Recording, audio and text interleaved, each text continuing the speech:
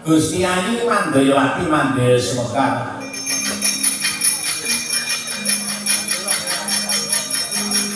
Kukusing dupa kumelun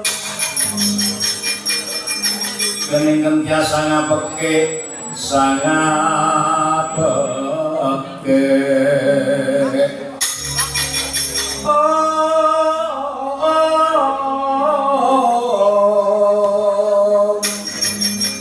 kawanku sanjot jajahan nanging sanget angikipi sang resi kaneka putra kaneka putra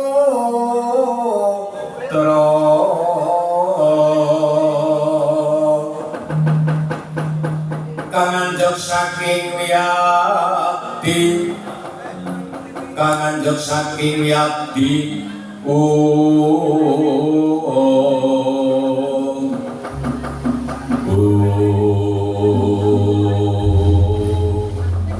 Betapa itu semakin kekuatan Gedator negari kasih madu orang kaya paduan daya diwa mermuki ngaputur kekali Dewi Mandayawati Mandaya Semekar yen kacau terbayarut adai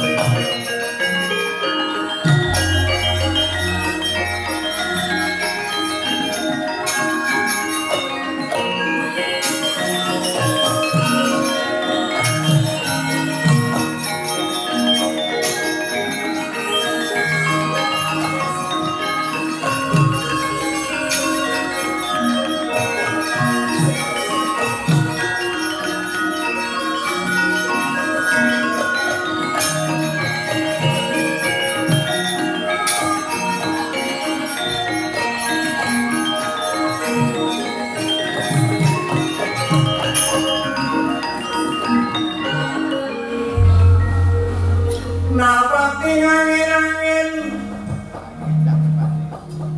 upayanan tribawana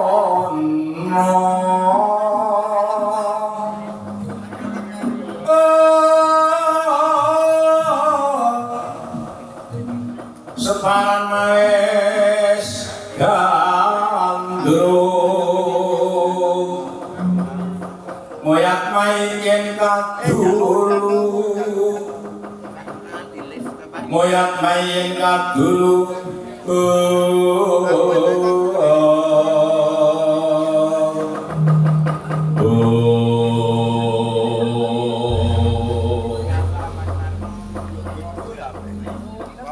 dadi pangdukung napa Kanjeng Rama kula nyasaken sembah saya dipunjuk Rama Prabu kula nyasaken sembah saya dipunjuk Rama Prabu andaya dewa ya padha tak tampa bocah loro kowe ngaturke sungkem marang wong tuwa nggambarake yen bekti karo darmane asepuh kula nuwun inggih kejawi saking menika wonten wigatos menapa Kanjeng Rama semenipun duka yayasi jejaba mawinga-winga kumejut padu ning wadi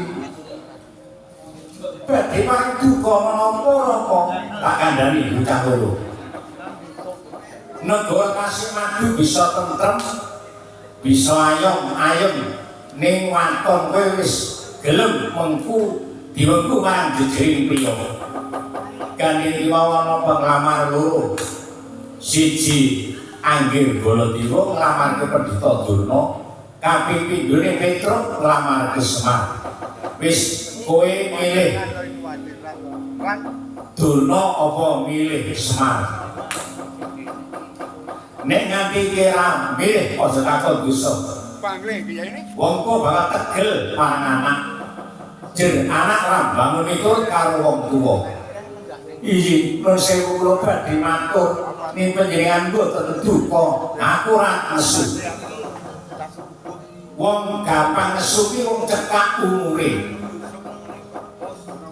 bapakmu ra gampang nesu jer kowe bisa nyelanggati bisa ngadeni karo wong tuwa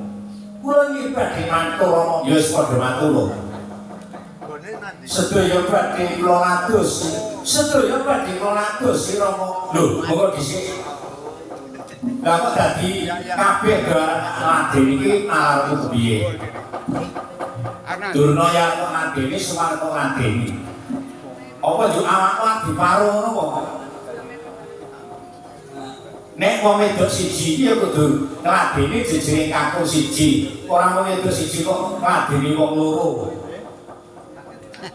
nek biyung anak ngladeni wong siji aku sau krungu anake lunga sing ngladeni bokne aku sau krungu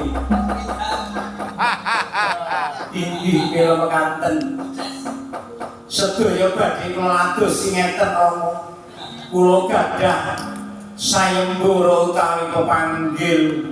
kowe duweni sayembara utawa pepanggil inggih kira mekaten kula gadah sayembara utawi pepanggil Rama sayembara apa nanging aja nganti gayuh lintang rembulan lan surya mboten Rama Resi Durna kaki Semar badhe kula adosi saged batang cangkeman kula tangan kula nggegem menika menapa yen saged medharaken badhe kula adosi nang kosepangsulipun yen sing saged Semar-semar sing kula adosi yen Durna pun saged kula mboten badhe adosi kaliyan Pendhita Durna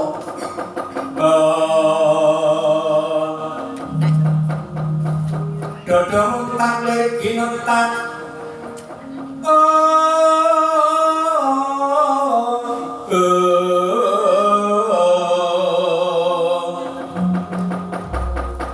Mukole kabarangan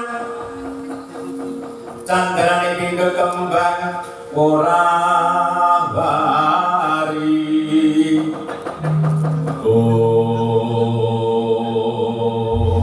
nek ora aja nganti kesuwen tak bisa antarane Petruk karo Baladewa aja nganti gawe rusak gawe dedah apa nek nganti gawe raja mati wis negara tentrem kok malah gawe dedah gawe raja mati inggih kula mekaten Anggir Baladewa kuwatir kenten Petruk welene nang Petruk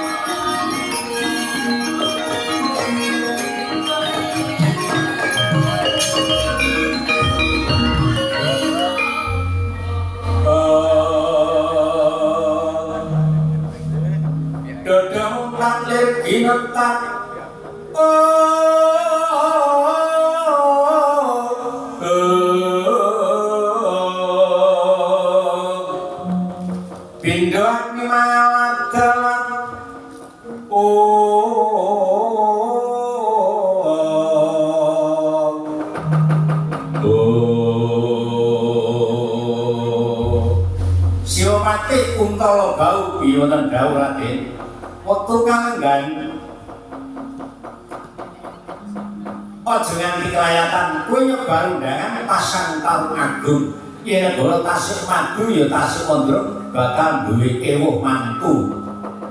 Iki aja gugup iki antarane Koko Prabu Baladolan Petruk dudu perkara negara sing baku negara Tasikmadu bakal duwe mantu Kakang Mbok Mandayawati kanggo Semekar. Kowe nyebaro